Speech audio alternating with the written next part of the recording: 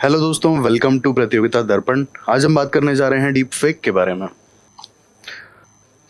हाल ही में न्यूज आती है कि जितने मीडिया हाउसेज हैं और जो न्यूज वाले हैं, they are very concerned about the growing menace of deep fakes. अब डीप फेक्स बेसिकली होता क्या है? Deep fakes are fabricated media created using deep learning technology. Deep fake दो वर्ड से बना हुआ है, deep and fake. Fake as in नकली, deep this. Deep learning technology को यूज करके जो फेक चीज बनाई गई है, जो fake media, fake audio, fake picture, fake video, वही है डीप फेक। अब डीप फेक की एक बहुत खराब बात यह है, क्यों मीडिया हाउसेस कंसर्न्ड है, क्यों न्यूज हाउसेस कंसर्न्ड है कि deep fake is a growing menace? क्योंकि it can distort the reality, it can manipulate the public perception, as well as यहाँ पे फाइनेंशियल फ्रॉड्स और अदर फ्रॉड्स की भी जो प्रोबेबिलिटी है वो बहुत ज्यादा बढ़ जाती है। हम आगे डिस्कस करेंगे इस चीज को। सबसे पहले हम डीप टेक टेक्नोलॉजी के बारे में जान लेते हैं कि डीप फेक होता क्या है। अब डीप फेक टेक्नोलॉजी को मैनिपुलेट करने के लिए या फिर fabricated videos, images and audio बनाने के लिए यूज किया जाता है।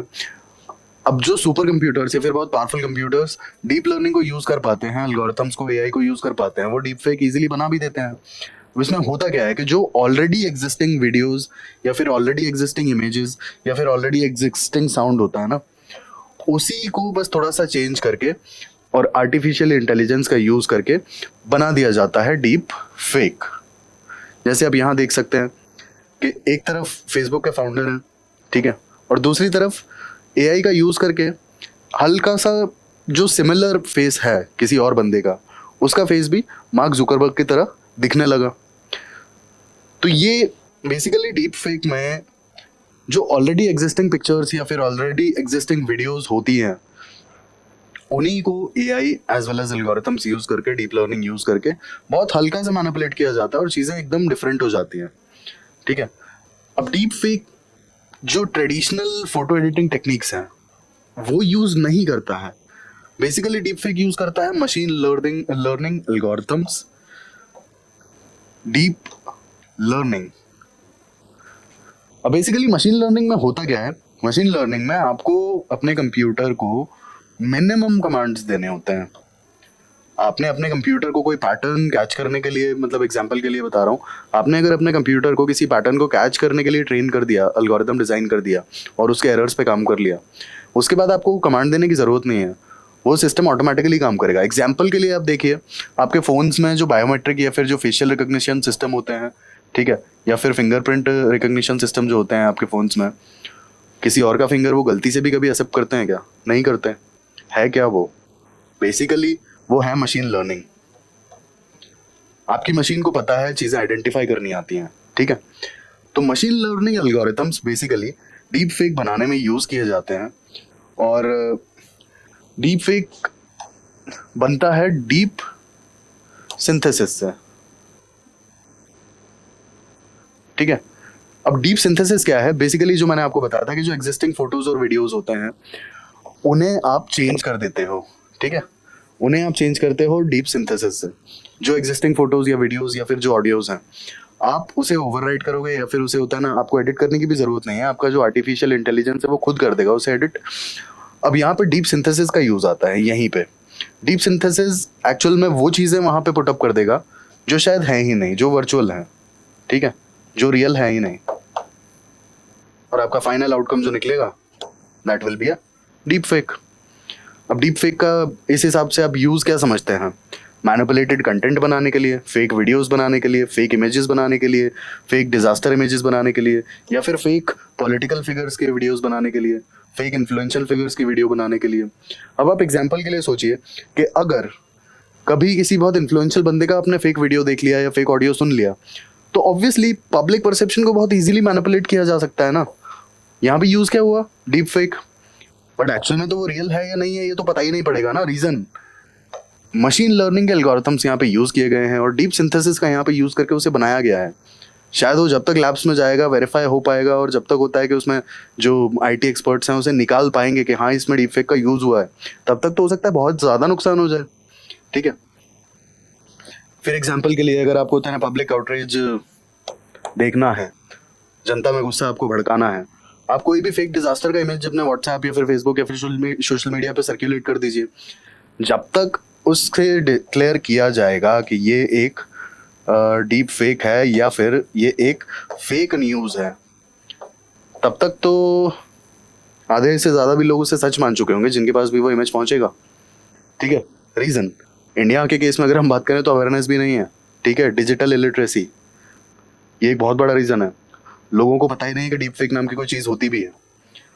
तो आप देख सकते हैं किस तरीके से डीप फेक जो है लाइक पब्लिक सेंटिमेंट को मैनिपुलेट करने के लिए भी यूज़ किया जा सकता है। ठीक है। अब यहाँ पे हम इसके बेनिफिट्स की अगर बात करते हैं तो डीप लर्निंग जो लॉस्ट वॉइसेस हैं या फिर जो लॉस्ट हिस्टोरिकल फिगर्स हैं उन्हें रिक्रिएट करने के लिए काम में आ सकता है। जैसे एग्जांपल के लिए कुछ दिन पहले सोशल मीडिया पे जो हमारे केव मैन थे, जो आज से 1000-2000 साल पहले केव्स में रहा करते थे, तो किसी ने बोला कि अगर केव मैन के पास फ़ोन होता और अगर वो सेल्फी लेते तो किस टाइप का सेल्फी होता। तो एआई ने वो सेल्फी बना करके और बता दिया था और उसे सोशल मीडिया पे सर्कुलेट भी किया गया था।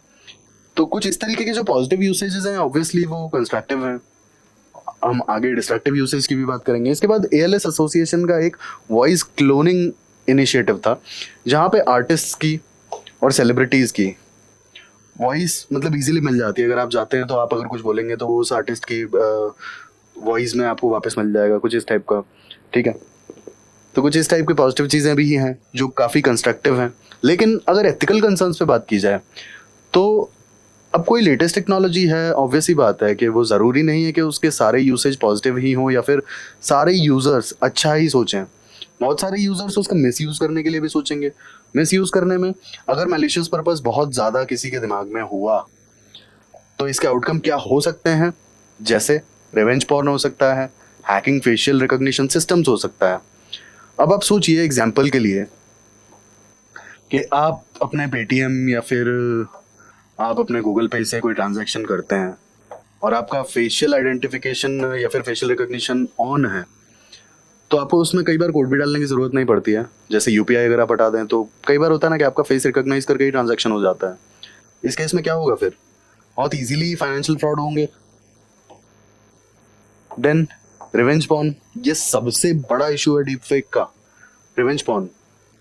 सपोज कोई दो पार्टनर्स हैं या कोई दो दोस्त हैं या मतलब कोई भी XYZ है, कोई कपल्स के बीच में नहीं बना, अलग हो गए। एक पार्टनर को दूसरे पार्टनर से रिवेंज लेना है, बदला लेना है। अगर उसने डीप फेक का यूज़ करके उसकी पॉर्न बना करके और सर्कुलेट कर दिया तो अगले का तो सोसाइटल प्रेस्टीज पूरा खत्म, रेपो एकदम जीरो हो जाएगी। लोग सुसाइड करने तक पे मजबूर हो जाते हैं ऐसे केसेस में। तो ये सबसे बड़ा इसका मीनस है। ठीक है। डीप फेक का आपको जब तक पता भी पड़ेगा कि वो डीप फेक है, किसने सर्कुलेट किया, तब तक तो इंसान होता है ना कि अंदर से खत्म हो चुका होता है। Then they undermine the trust in media and blur the lines between fact and fiction। जैसा कि मैंने आपको कहा था, डीप फेक जब तक पता पड़ता है ना कि ये फेक है, बहुत देर हो चुकी होती है, फर्स्ट ऑफ ऑल।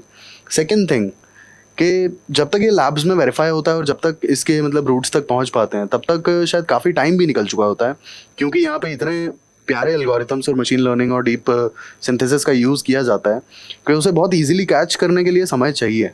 ठीक है। बट अगर ये कोई पब्लिक रिलेटेड इशू है तो वहाँ तो ये भी पॉसिबिलिटी है कि यहाँ पे बहुत बड़ा प्रॉब्लम क्रिएट हो जाए और वो उसके बाद में जाके कहीं पता पड़ेगा कि वो फेक था। Lastly miss information. अब यहाँ पर अगर हम सोचें एक एग्जांपल के लिए कि अगर वीडियोस और इमेजेस और टेक्स्ट और ऑडियो को मैनिपुलेट किया जा ही रहा है और फेक और फैब्रिकेटेड वीडियोस या फिर ऑडियोज या फिर पिक्चर्स बनाई जा रहे हैं, तो ये तो किसी डिज़ास्टर के भी बनाए जा सकते हैं, ये किसी पॉलिटिशियन के भी बनाए जा सकते हैं, ये किसी इन्फ्लुएंशियल पर्सन के भी बनाए जा सकते हैं और ये किसी बिजनेसमैन के भी बनाए जा सकते हैं। ऑब्वियस सी बात है, सभी के बनाए जा सकते हैं। तो अब अगर किसी पॉलिटिशियन का या फिर किसी इन्फ्लुएंशियल पर्सन का या फिर किसी बिजनेसमैन का कोई फैब्रिकेटेड वीडियो, कोई फैब्रिकेटेड ऑडियो, कोई फैब्रिकेटेड फोटो बाहर आ जाता है तो क्या होगा। पॉलिटिशियंस, इन्फ्लुएंसर्स, बिजनेसमैन, इन लोगों के लिए कई बार होता है ना कि repo as well as image ही सब कुछ होता है। ब्यूरोक्रेट्स हैं, पॉलिटिशियंस हैं, ठीक है, आपके इन्फ्लुएंशियल पर्सन्स हैं, बिजनेसमैन हैं। एक बार मार्केट में इमेज खराब हुआ या डिपार्टमेंट में इमेज खराब हुआ, एक बार होता है ना कि आपका रेपो गिरा, आपके लिए आगे सस्टेन करना बहुत मुश्किल हो जाता है। सबसे पहले तो होता है ना कि आपका करियर खत्म होता है। करियर खत्म होने के बाद दूसरे लाइक स्टेज पे आती हैं चीज़ें कि आपकी हेल्थ डिटीरियोरेट होना शुरू हो जाएगी, क्योंकि साइकोलॉजिकल इश्यूज बहुत ज़्यादा हो जाते हैं, लोग मेंटली बहुत ज़्यादा हरासमेंट फील करते हैं ऐसे केसेस में। अब आपका कोई भी होता है ना कि जो वीडियो रियल है ही नहीं है, जो ऑडियो रियल है ही नहीं है, फिर जो इमेज रियल है ही नहीं, वो बाहर आ जाती है। अगले को सिर्फ आपसे कुछ पर्सनल ग्रजेस होंगे जिसने भी ये करवाया है, ठीक है, लेकिन आपके लिए तो ऑलमोस्ट पूरी लाइफ दाव पे लग जाती है। और ये मिस इन्फॉर्मेशन प्रोपेगेंडा सिर्फ और सिर्फ किसी पर्सन के लिए ही सीमित नहीं रहता है। कई बार होता है कि लाइक तख्ता पलट करने के लिए, सरकार बदलने के लिए भी लोग होता है कहना चाहिए राइट्स के, या फिर होता है ना भुखमरी के, या फिर होता है कि कुछ भी उल्टे सीधे वीडियोस या फोटोज अगर डीप फेक का यूज करके सर्कुलेट कर देते हैं, तो ये तो बहुत बड़ी प्रॉब्लम हो सकती है ना। सिक्योरिटी इश्यूज कितने बढ़ेंगे पता ही नहीं है। तो ये सब हमने देखा कि डीप फेक के एक्चुअल में नेगेटिव कॉन्सिक्वेंसेज क्या हैं, क्या होता है डीप फेक। अब इंडिया में अगर हम बात करें, इंडिया के लॉज की अगर हम बात करें कि कौन कौन से लॉज हैं इंडिया में, आईटी एक्ट 2000, यहाँ पे ऐसे प्रोविजंस डायरेक्टली डीप फेक के लिए तो नहीं है, बट ऐसे प्रोविजंस हैं जहाँ पे होता है कि आप डिफेमेशन वगैरह फाइल कर सकते हो अगर आपको लगता है कि चीज़ें सही नहीं है और आपका मतलब उसमें रेपुटेशन खराब होता है और ये सारी चीज़ें। देन सेक्शन 500 आईपीसी डिफेमेशन के लिए पनिशमेंट प्रोवाइड करता है। Then personal data protection bill. अब पर्सनल डेटा प्रोटेक्शन बिल में होपफुली पर्सनल डेटा की तो सिक्योरिटी रहेगी, बट वहाँ डीप फेक के अब क्या प्रोविजंस आते हैं ये हमें देखना है, क्योंकि डीप फेक का न्यूसेंस बढ़ता ही चला जा रहा है। अब अगर हम यहाँ पे वे फॉरवर्ड डिस्कस करें, क्या वे फॉरवर्ड हो सकता है इसका, क्योंकि यहाँ पे तो लाइक सुपर कंप्यूटर्स या बहुत ही स्मार्ट कंप्यूटर्स यूज़ किए जा रहे हैं, तो ऑब्वियसली बात है कि उसे पकड़ने में बहुत ज़्यादा मुश्किलें होंगी। और स्पेसिफिकली अगर फेक न्यूज़ का कोई प्रोपागेंडा चला दिया जाता है, तो फेक न्यूज़ तो हम आज नहीं रोक पाते हैं। कोई भी फेक न्यूज़ आग की तरह फैलती है, वो 1-2 दिन बाद जाके पता पड़ता है फेक न्यूज़ थी, लेकिन इन द मीन टाइम काफ़ी कुछ उथल पुथल हो जाता है। तो फेक न्यूज़ का ये बहुत बड़ा इशू रहता है। अब यहाँ पे हम क्या कर सकते हैं, AI powered social media fact checking. अब क्योंकि आर्टिफिशियल इंटेलिजेंस को यूज़ करके ही चीज़ें फैब्रिकेट की जा रही हैं, तो हम एआई को यूज़ करके ही फैक्ट चेक भी तो कर सकते हैं। जैसे एग्जाम्पल के लिए लोहा लोहे को काटता है, तो ऑब्वियस सी बात है कि जो एक एनालिसिस कर रहा है सिस्टम बैठ के, मशीन लर्निंग का बेसिकली क्या है कि वो पैटर्न्स को रिकॉग्नाइज करता है, ठीक है।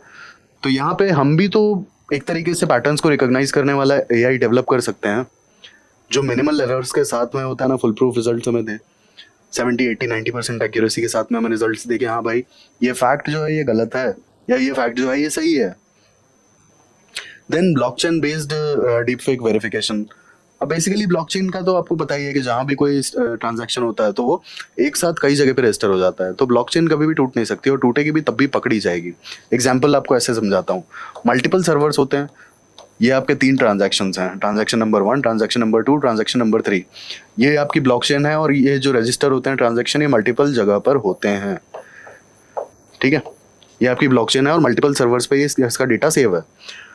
अब 1, 2, 3 ट्रांजैक्शन 3 हैं और ये रजिस्टर्ड है। अब अगर किसी ने कोशिश भी करी एक सर्वर में से ट्रांजैक्शन 2 को हटाने की, क्योंकि यहाँ कुछ गड़बड़ थी, तो बाकी सर्वर्स में तो ये ट्रांजैक्शन रहेगा, ब्लॉकचेन रहेगा, क्योंकि ये बिल्डिंग ब्लॉक्स जो हैं उसके ये ट्रांजैक्शंस ही हैं, आप ऐसे हटा नहीं सकते, और अगर आप हटाओगे तो वो पकड़े जाओगे। तो बेसिकली हम blockchain based deep fake verification को यूज़ कर सकते हैं। Then deep fake impact mitigation policy. अब डीप फेक का जो भी इम्पैक्ट होता है उससे बचने के लिए पॉलिसीज़ तो हमको लेकर आनी पड़ेंगी, क्योंकि आज की तारीख में इंडिया में भी डीप फेक न्यूज़ का जो न्यूसेंस है इंडिया में बढ़ रहा है धीरे धीरे। फैक्ट चेकर्स को आगे आना पड़ता है कई बार, ठीक है। Then deep fake accountability act legislations also we need, punishments and public awareness campaigns. अब जैसा मैंने आपको बताया था कि इंडिया में फेक न्यूज़ क्यों चल पाती है, फेक न्यूज़ चलने का रीज़न है इंडिया में, एक तो अवेयरनेस कम है, दूसरा लोग सोशल मीडिया पे चल रही चीज़ों को बिल्कुल ही सच मान लेते हैं, खुद से फैक्ट चेक करना ज़रूरी नहीं समझते, एंड लास्टली आता है डिजिटल इलिटरेसी, ठीक है। ये सबसे बड़ा रीज़न है। और डिजिटल इलिटरेसी के कारण से क्या होता है ना कि आपको पता ही नहीं है जब कि डीप फेक जैसी कोई चीज़ होती है और आपको क्रॉस वेरीफाई करना चाहिए, आपके सामने तो कोई भी फैब्रिकेटेड ऑडियो वीडियो इमेज कुछ भी आएगा, आप सच मान लेंगे, आपको लगेगा नहीं व्हाट्सएप पे आया तो सच ही होगा, बट ऐसा होता नहीं है ना। जैसे एग्जाम्पल के लिए आपको बताऊं कैसे ये चीज़ें दिक्कत देती हैं। कोविड के टाइम पे जब फर्स्ट लॉकडाउन लगा था, जब इंडिया में कोविड-19 के केसेस बढ़ना शुरू हुए ही थे, एट दैट वेरी मोमेंट लोगों ने व्हाट्सएप पे मैसेज फॉरवर्ड करना शुरू कर दिए थे कि हैव जिंजर, ठीक है, ginger kills the corona virus. ये न्यूज़ चली थी और महाराष्ट्र में किसी बंदे ने एक ही बार में आधा किलो लाइक जिंजर कंज्यूम कर लिया था और उसके बाद जो उसकी हालत हुई थी हॉस्पिटलाइज करना पड़ा था, ठीक है। इसके बाद फिर होता है कि कुछ लोगों ने ये भी सर्कुलेट करना शुरू कर दिया था कि ये वाला चूरन खाओ, वो वाला मतलब दवाई लो, इसका दवाई लो, उसका दवाई लो। तब गवर्नमेंट ऑफ इंडिया को बीच में आना पड़ा था कि आप ये कुछ इम्यूनिटी बूस्टर्स हैं जो आप यूज़ कर सकते हैं, they are not medicines. Government of India की क्लियर गाइडलाइंस आई थी कि ये मेडिसिन नहीं है, हाँ सिर्फ इम्यूनिटी बूस्टर हैं। आप ये ना सोचें कि आप ये खा रहे हैं तो आपको कोविड-19 का इन्फेक्शन नहीं होगा। तो इंडिया में इस तरीके से जो डिजिटल इलिटरेसी है, इसके कारण से भी कई बार डीप फेक या फिर फेक न्यूज़ बहुत ईजिली फैल जाती हैं। तो हमें उसको भी कर्ब करने के लिए कहीं ना कहीं पब्लिक अवेयरनेस की बहुत ज़्यादा ज़रूरत है, as well as harsh punishments की भी ज़रूरत है। क्योंकि कई बार क्या होता है ना, deep fake as well as fake news में कई लोगों की लाइफ बर्बाद हो जाती है। तो इसे प्रोपगेट करवाने वालों को, फैलाने वालों को, बनाने वालों को हार्ड पनिशमेंट्स देनी चाहिए।